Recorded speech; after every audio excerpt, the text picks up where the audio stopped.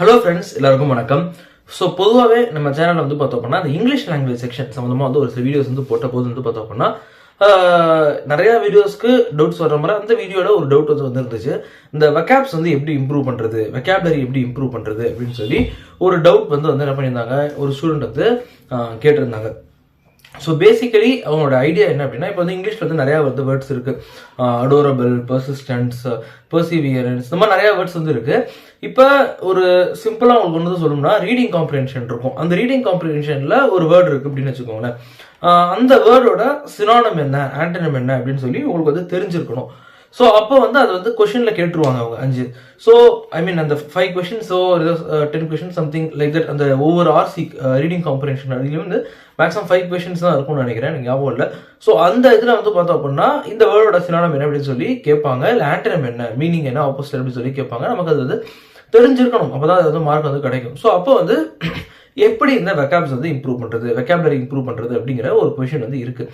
சரி, இதுக்கு வந்து மொத்தம் வந்து எத்தனை அப்ரோச் இருக்குது அப்படின்னா ஒரு 3 அப்ரோச் இருக்குது. ஃபர்ஸ்ட் அப்ரோச் என்ன அப்படின்னு கேட்டிங்க அப்படின்னா, நீங்கள் ரீடிங் காம்ப்ரிஹென்ஷன் எந்த வேர்ட்ஸுக்குமே உங்களுக்கு மீனிங் வந்து தெரியல, பட் ரெகுலராக நியூஸ் பேப்பர் படிச்சுட்டு இருக்கணும், அதெல்லாம் வேற. எப்படி இங்கிலீஷ் லாங்குவேஜ் படிக்கிறதுங்கிறது வேற, அது வேற விட்டுருங்க, அது தனி டாபிக், அதுக்கு நம்ம தனியாக வந்து வீடியோ போட்டுருக்கோம். பட் இது என்ன அப்படின்னா, நீங்கள் அந்த வெக்காபுலரி ரீடிங் காம்ப்ரிஹென்ஷனில் கொடுக்கும்போது அந்த சென்டென்ஸோடே வந்து உங்களால் வந்து என்ன பண்ணிக்க முடியும் அப்படின்னா மீனிங்கை வந்து எடுத்துக்க முடியும். இப்போ ஒன்றும் இல்லை, இப்போ வந்து ஒரு Ram and Raju are enemies. Okay, Ram always fights with Raju அப்படின்னு ஒரு சென்டென்சஸ் இருக்குன்னு வச்சுக்கோங்க. இப்போ ஒரு எக்ஸாம்பிளுக்கு சொல்கிறேன். ஃபைட்டுக்கே உங்களுக்கு என்ன மீனிங் அப்படிங்கிறது உங்களுக்கு என்ன பண்ணல, புரியல, ஓகேவா அப்படின்னு வச்சுக்கோங்க. பட் உங்களுக்கு வந்து ராம் அண்ட் ராஜுவும் எதிரிகள் தான், எனிமீஸ் தான். அப்போ ராம் எப்போவுமே ராஜா கூட ஃபைட் பண்ணுறான் அப்படின்னா அந்த ஃபைட்டுங்கிறது அடிச்சுக்கிறதா தான் இருக்க முடியும். ஸோ இந்த அளவுக்கு சென்டென்ஸ் லெவலில் உங்களுக்கு வந்து மீனிங் புரிஞ்சா கூட வந்து போதும், ஓகேவா. ஏன்னா ஒரு சில வேர்ட்ஸ்க்கு வந்து நிறைய மீனிங்ஸ் வந்து இருக்கும், ஓகேவா. ஸோ அப்போ உங்களுக்கு தெரியும், இங்கிலீஷில் ஒரு வேர்டுக்கு ஒரு மீனிங் தான் இருக்கும், நம்ம அவசியம் கிடையாது. நிறையா மீனிங் அப்படிங்கிறது என்ன இருக்கும். அப்போ நம்ம வந்து எல்லா மீனிங்கையும் புரிஞ்சுக்கணும் அப்படிங்கிற அவசியம் வந்து கிடையாது. அந்த சென்டென்ஸ்ல என்ன மீனிங் அப்படிங்கிறது தான் நமக்கு வந்து முக்கியம். நீங்க வந்து இங்கிலீஷ்ல வந்து ஒரு மிகப்பெரிய ஒரு வில்லியம் ஷேக்ஸ்பியர் ஆகவோ, வேர்ட்ஸ்வொர்த் ஆகவோ, இல்லை இங்கிலீஷ்ல ஒரு பெரிய ஒரு ஒரு அப்படிலாம் இருக்கணுங்கிற அவசியம் கிடையாது. இங்கிலீஷ்ல இருக்கக்கூடிய எல்லா வேர்ட்ஸ்க்கும் உங்களுக்கு மீனிங்ஸ் தெரிஞ்சுக்கணும் அப்படிங்கிற அவசியம் அப்படிங்கிறது கிடையாது. ஸோ ஓரளவுக்கு உங்களுக்கு வந்து ஒரு ஹோல்டு இருக்கணும். ஸோ எதுக்காக இங்கிலீஷ் லாங்குவேஜ் கொண்டு வந்திருக்காங்க, நாளைக்கு வந்து ஒரு ரிசர்வ் பேங்க் ஆஃப் இந்தியாவோட சர்க்குலர் இருக்கு, இல்லை ஏதாவது ஒரு பேங்க்ல போய் ஜாயின் பண்றீங்க, ஸ்டேட் பேங்கோ, கனரா பேங்கோ, பேங்க் ஆஃப் இந்தியா ஜாயின் பண்றீங்க, அவங்களோட சர்க்குலர் வந்து என்னவா இருக்கும், இங்கிலீஷா இருக்கும். ஸோ அதில் ஹிந்தி பற்றி நம்ம பேச வேணாம், இங்கிலீஷில் இருக்கும், ஓகேவா. பிகாஸ் நான் இப்போ கடைசியாக நான் பார்த்தபோது பேங்க்கில் வந்து ஹிந்தியில் கூட சர்க்குலர் வந்து ரிலீஸ் பண்ணிட்டு இருந்திருக்காங்க. ஸோ அது வந்து வேற டைப், நம்ம ஹிந்திக்குள்ளே போக வேணாம். பட் இங்கிலீஷில் இருக்கும். அந்த இங்கிலீஷ் புரிஞ்சுக்கிறவங்களுக்காவது உங்களுக்கு வந்து என்ன இருக்கும் அப்படின்னா நாலேஜ் இருக்கணும். முக்கியமாக வந்து பார்த்தோம் அப்படின்னா அப்டேட் ஆகிட்டே இருப்பாங்க. இப்போ நிறைய வந்து எக்ஸ்பீரியன்ஸ்டான ஒரு மேனேஜர்ஸ்லாம் இருப்பாங்க இல்லையா, எக்ஸ்பீரியன்ஸ்டான அஃபீஷியல்ஸ். மேனேஜர்ஸ் நம்ம சொல்ல வேணாம், எக்ஸ்பீரியன்ஸ்டான அஃபீஷியல்ஸ். ஒரு 15-20 வருஷம், ஒரு 10 வருஷம் எக்ஸ்பீரியன்ஸ் ஆயிடுச்சு அப்படின்னா இப்போ வந்து அவங்க வந்து என்ன பண்ணுவாங்க அப்படின்னா ஓரளவுக்கு வந்து நல்லா இங்கிலீஷ் அப்படிங்கிறது வந்து பேசுவாங்க. ஸோ கொஞ்சம் ஓரளவுக்கு வந்து பேசுவாங்க. ஸோ நம்ம வந்து புரிஞ்சுக்கிற அளவுக்காக நமக்கு வந்து இங்கிலீஷ் அப்படிங்கிறது வந்து இருக்கணும். ஸோ அதுக்காக இவ்வளோ தூரம் நான் வந்து பேசுகிறேன். பிகாஸ் இங்கிலீஷ் அப்படிங்கிறது அந்த அளவுக்கு நமக்கு வந்து பேசிக்காக வந்து போயிடுச்சு. ஏன் இதில் இவ்வளோ தூரம் நான் சொல்கிறேன் அப்படின்னா, இப்போ நம்ம யோசிக்கலாம், இங்கிலீஷ் நம்ம வேலை பார்க்குறது பேங்க்கில், அது வந்து பார்த்தோம் அப்படின்னா மேக்ஸ் தான் அதிகமாக இருக்கும், கணக்கு தான், கிரெடிட் டெபிட் இப்படி தான் போயிட்டு இருக்கும். இங்கிலீஷ் எந்த அளவுக்கு இருக்குது அப்படின்னு கேட்டிங்கன்னா, இப்போ இருக்கக்கூடிய இன்ஸ்ட்ரக்ஷன்ஸு, சர்க்குலர்ஸு எல்லாமே வந்து இன்டர்னலாக வாட்ஸ்அப்லேருந்து இமெயில் வரைக்கும் எல்லாமே வந்து இங்கிலீஷில் தான் போயிட்டு இருக்க போகிறது. எங்கேயுமே நமக்கு வந்து தமிழ் அப்படிங்கிறது யூஸ் பண்ண போகிறது கிடையாது. இன்னும் சில பேர்லாம் வந்து பார்த்தோம் அப்படின்னா என்ன பண்ணுவாங்க அப்படின்னா, தமிழ் தெரிஞ்சாலும் அவங்க வந்து தங்களுடைய ஒரு ஒரு ஸ்டேட்டஸை காமிச்சிக்கிறதுக்காக இங்கிலீஷில் பேசக்கூடிய நிறைய பேர் வந்து நம்ம வந்து பார்க்குறோம். பிகாஸ் இது வந்து பேங்க்குங்கிறது கிடையாது. நீங்கள் ஒரு கார்பரேட்டுக்கு போயிட்டீங்க, ஒரு ஐடி கம்பெனிக்கு போயிடுறீங்க, எந்த கம்பெனிக்கு போனாலும் இது வந்து இன்னைக்கு சர்வசாதாரணமாக ரொம்ப சர்வசாதாரணமாக போயிடுச்சு. ஸ்டேட் கவர்மெண்ட்டை பற்றி நமக்கு தெரியல, அந்த ஸ்டேட் கவர்மெண்ட்டை விட்டுட்டு அது நீங்களாக மற்ற இடங்கள்ல வந்து ரொம்ப சர்வசாதாரணமாக போயிடுச்சு. பிகாஸ் எனக்கு நல்லா ஞாபகம் இருக்கு, நான் வந்து ஒரு பிரைவேட் கம்பெனியில் வேலை பார்க்கும்போது பிஸ்னஸ், இங்கே இருக்கக்கூடிய business operates in English language அப்படின்னு வந்து சொன்னாங்க. சரி, அது வந்து ஒரு என்ன சொல்றது, ஒரு ஆப்டிடியூட் ட்ரெயினர் ஒரு ஜாப் அது, ஓகேவா. ஸோ நான் வந்து ஜஸ்ட் ஒரு 1 மந்த் நம்ம ஒர்க் பண்ணேன். அந்த டைம் எனக்கு வந்து சொன்னது தான், இங்கே வந்து business operates in English language அப்படின்னு வந்து சொன்னாங்க. ஸோ அந்த அளவுக்கு வந்து இங்கே வந்து முக்கியம். நம்ம அந்த யாழினி மொழியெல்லாம் பார்த்துருப்பீங்க, இங்கிலீஷ் தான் எல்லாம் அப்படின்னு சொல்லி நேந்தரா வந்து சொல்லுவாங்க. எதுக்காக அதுதான் நம்ம, பட் அந்த அளவுக்கு நமக்கு வந்து இங்கிலீஷ் வந்து ஓரளவுக்கு வந்து நமக்கு வந்து தெரிஞ்சிருக்கணும்.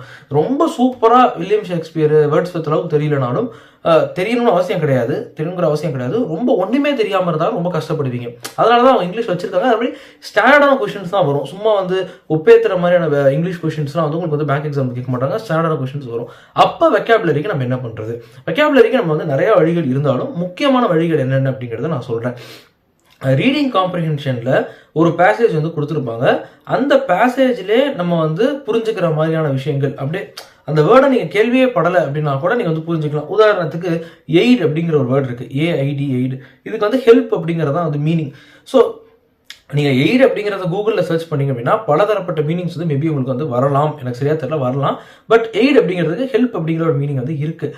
இப்போ நீங்கள் ஒரு இங்கிலீஷ் பேசேஜ் வந்து ரீடிங் காம்ப்ரிஹென்ஷனில் கொடுத்து அதுக்கு ஒரு ஒரு 5 கொஸ்டின் கேட்குறது இதுவும் ஒன்று வச்சுக்கோங்க.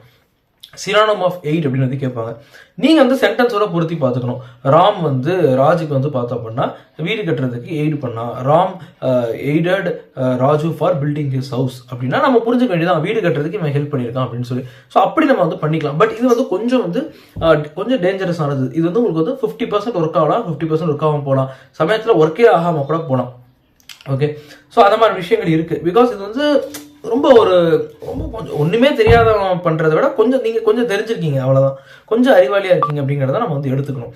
இது எப்போவுமே ஒர்க் அவுட் ஆகாது. ஓகேவா, இதை நம்பி நம்ம போக முடியாது. ஓகேவா, இது வந்து ஃபர்ஸ்ட் திங்.